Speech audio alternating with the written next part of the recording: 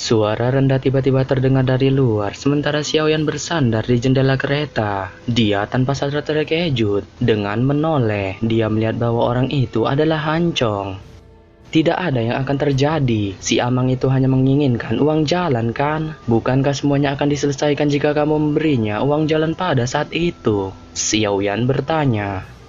Jika wanita muda itu tidak ada, kemungkinan kita bisa menyelesaikannya hanya dengan membayar sejumlah uang. Namun, ular tulul itu tidak hanya serakah, tetapi juga seperti binatang buas ketika bertemu dengan seorang wanita cantik. Oleh karena itu, jika ada masalah yang terjadi pada saat itu, kemungkinan wanita muda dalam bahaya. Masih ada jarak yang cukup jauh ke kota Tianbei dari sini. Bahkan Kelanhan akan mengalami kesulitan untuk baku hantam dengannya. Hancong melihat kereta di depannya yang memancarkan aroma tenang dan tertawa. Xiaoyan tiba-tiba mengerti setelah mendengar kata-kata Hancong. Mereka sebenarnya mengkhawatirkan Han Sui. Tidak heran kelompok ini muncul seolah-olah mereka akan bertemu musuh besar.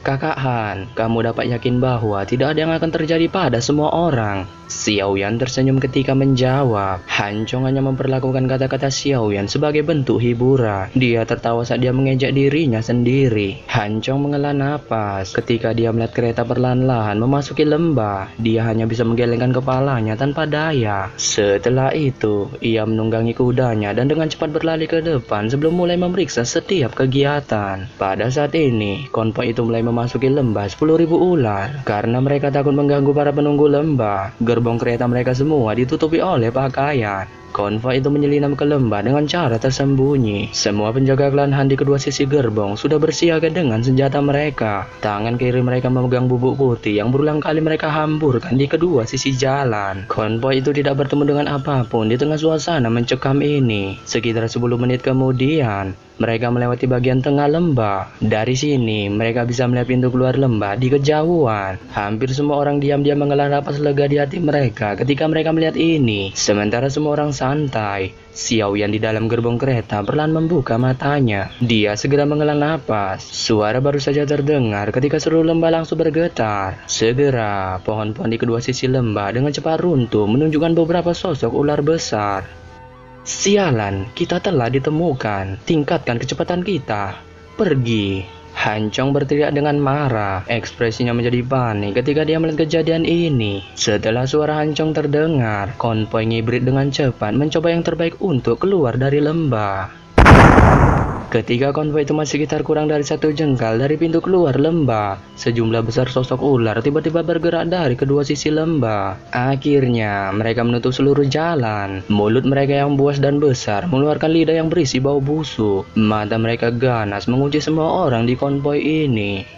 Sialan, hati Hancong menjadi suram setelah melihat ular besar yang tak terhitung jumlahnya menghalangi jalan mereka. Gelombang suara gemerisik muncul dari semak-semak setelah jalan diblokir. Segera, tak terhitung banyaknya ular racun keluar. Akhirnya, mereka mengepung seluruh konvoi.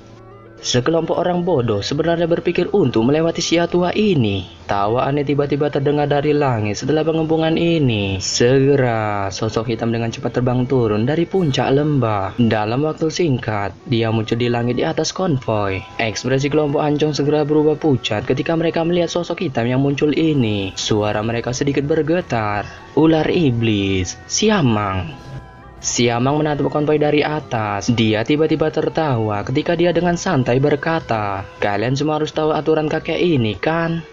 Wajah Hancong sedikit bergetar. Dia segera berjalan keluar dari konvoi, mengeluarkan kartu kristal dan dengan hormat berkata, "Tentu saja kita tahu tentang hal itu. Siamang tua, kami adalah konvoi dari klan Han dari kota Tianbei. Ini adalah hadiah kecil yang saya harap Siamang tua akan terima." Siamang mengulurkan tangannya. Sebuah daya hisap dari tangannya menarik kartu kristal di tangan Hancong. Dia meliriknya sebelum membuka mulutnya dan tertawa. "Tidak buruk. Sepertinya kalian semua masih memiliki ketulusan." Wajah Hancong gembira ketika mendengar kata-kata Siamang. Dia dengan hati-hati berkata, "Kalau begitu, bisakah Siamang tua membiarkan konvoi kami lewat?"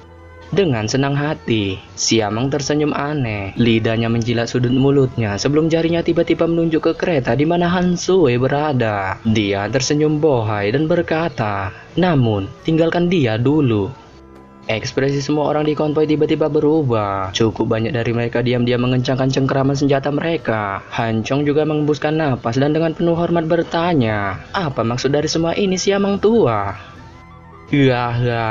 Gadis itu tidak perlu bersembunyi. Aku telah mengendus aroma tubuh wanita dari jarak yang sangat jauh. Selain itu, aku juga tahu bahwa gadis itu sangat cantik. Karena itu, dia harus keluar. Siamang mengabaikan Han Chong dan tertawa aneh ketika dia memandangi gerbong kereta yang ditempati Han Sue untuk bersembunyi. Suara Siamang baru saja terdengar ketika atap gerbong kereta pecah. Sosok Han Sue muncul sebelum berdiri di atap gerbong. Tatapannya ganas melihat Siamang di langit. Cahaya buas segera meletus di mata Siamang ketika dia melihat wajah Han Sue. Dia langsung tertawa. Ini benar-benar seperti yang kuharapkan. Hadiah kali ini benar-benar amazing. Sudah lama saya tidak bertemu wanita yang sangat cantik seperti ini.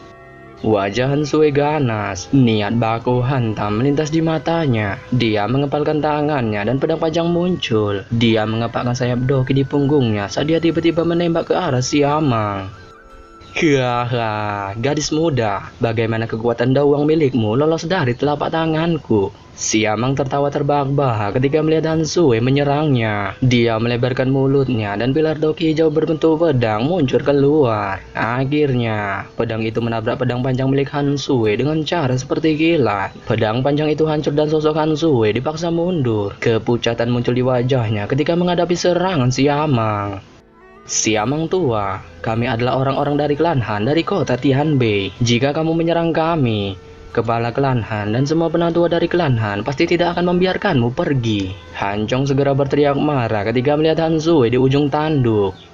Klan Han ya, meskipun ada kehadiran orang-orang tua itu, tapi apa yang bisa mereka lakukan kepadaku? Aku selalu bisa melarikan diri jika aku tidak bisa mengalahkan mereka. Selain itu, selama aku menghabisi kalian semua di sini, siapa yang akan tahu bahwa saya menyerang orang-orang dari klan Han? Siamang tertawa dengan cara yang aneh. Setelah itu, mulutnya mengeluarkan suara mendesis yang aneh. Ketika suara mendesis itu terdengar, keganasan melintas di mata tak terhitung banyaknya ular beracun di kedua sisi lembah. Segera, mereka menembak ke arah konvoi seperti panah Arjuna. Kejadian yang sangat mengerikan itu tampak seperti hujan ular beracun. Wajah-wajah semua orang di konvoi menunjukkan keputusasaan ketika mereka dihadapkan dengan sejumlah besar serangan ular beracun ini. Mereka memegang senjata dengan erat dan bersiap untuk menjemput ajal mereka.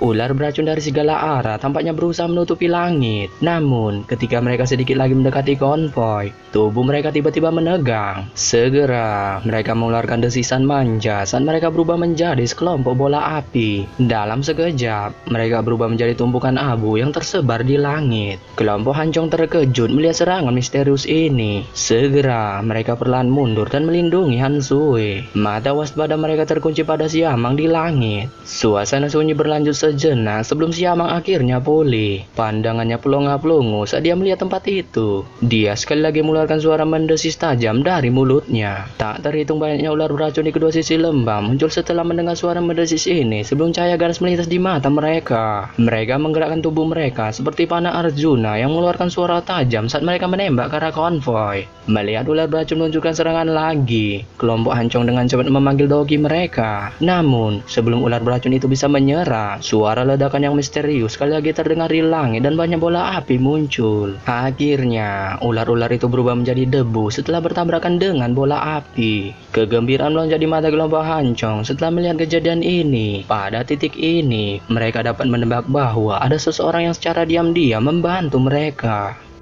Nona muda. Sebuah kegembiraan muncul di wajah Han Chong saat dia melihat Han Sue. Han Sue melambaikan tangannya. Matanya perlahan melihat sekelilingnya, tetapi dia tidak menemukan jejak manusia sedikit pun. Matanya berkeliaran dan tiba-tiba berhenti di satu gerbong kereta. Tempat itu adalah tempat Xiaoyan berada. Mata Han Sue pelongo-pelongo ketika pandangannya berhenti di gerbong kereta yang dinaiki Xiaoyan. Sebelum dia bisa berpikir lebih dalam, suara ganas Siamang muncul dari langit. Bolehkah aku tahu ada kepentingan apa kamu di sini? Aku adalah Siamang. Maafkan aku jika aku telah menyinggungmu. Namun, masalah hari ini adalah masalah pribadi antara orang-orang ini dan aku. Teman, tolong jangan ikut campur. Suara Siamang perlahan bergema di lembah itu. Namun, tidak ada sedikit pun jawaban setelah kata-katanya terdengar. Tepat ketika dia merasa frustasi, sebuah suara tua terdengar. Pergilah. Suara tua yang tiba-tiba itu tampaknya telah turun dari langit sebelum terdengar di telinga semua orang. Pada saat ini, kegembiraan di dalam hati kelompok Hancong semakin girang. Memang ada seorang ahli yang membantu mereka. Mata cantik Han Sui berpaling dari kereta tempat Xiaoyan berada ketika suara tua itu terdengar. Mereka melihat lokasi lain dan berniat untuk menemukan ahli misterius ini. Apakah kamu benar-benar ingin bertarung karena orang-orang tulul ini? Cahaya ganas melintas di mata Siamang. Namun, dia tidak berani menyerang karena kejadian aneh sebelumnya. Yang dia lakukan adalah berbicara dengan cara yang menyeramkan. Jika kamu tidak pergi dalam 10 napas, aku akan menghabisimu. Pemilik suara tua sebelumnya sekali lagi memberikan jawaban yang sangat singkat kepada Siamang. Mata Siamang menjadi suram setelah diperlakukan begitu kasar oleh suara tua ini. Dia menanggupkan tangannya ke segala arah dan berkata, "Karena kamu bersikeras melindungi mereka, aku akan memberimu pelajaran hari ini." Siamang baru saja mencapai kata terakhirnya ketika kilatan dingin muncul di matanya. Kakinya langsung menekan udara kosong saat tubuhnya melintas seperti kilat. Dalam hitungan detik, dia muncul di depan Han Sui.